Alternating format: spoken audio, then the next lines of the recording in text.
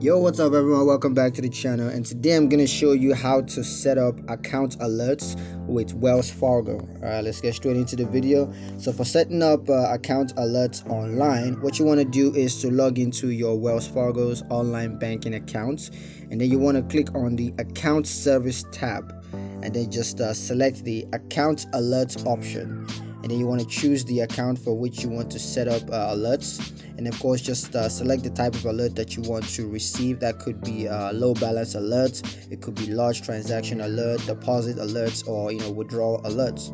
Now you just need to set the threshold for the alert, such as a specific balance or transaction amount, and then just select how you want to receive the alert. That could be email, text message, or push notifications. Now for setting up account alerts on the mobile app, what you want to do is to open the Wells Fargo mobile app on your device, and then just sign into your account, and then you want to choose the account service option.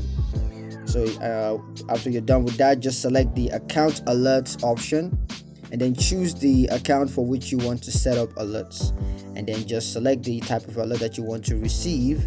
Of course, set the threshold for the alerts, and then select how you want to receive the alerts. And then once that's set up, it's pretty much done.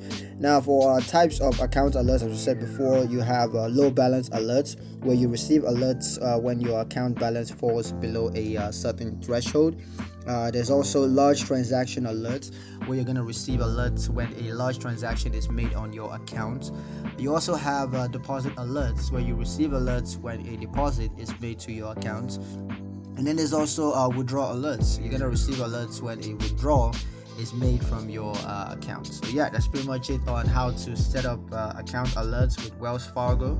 I hope you guys liked the video. Hope you found it useful enough. If you did like the video, comment down below and let me know what you thought. Share the video with your friends and subscribe to the channel if you haven't done so already, and I will see you guys in the next one. Peace.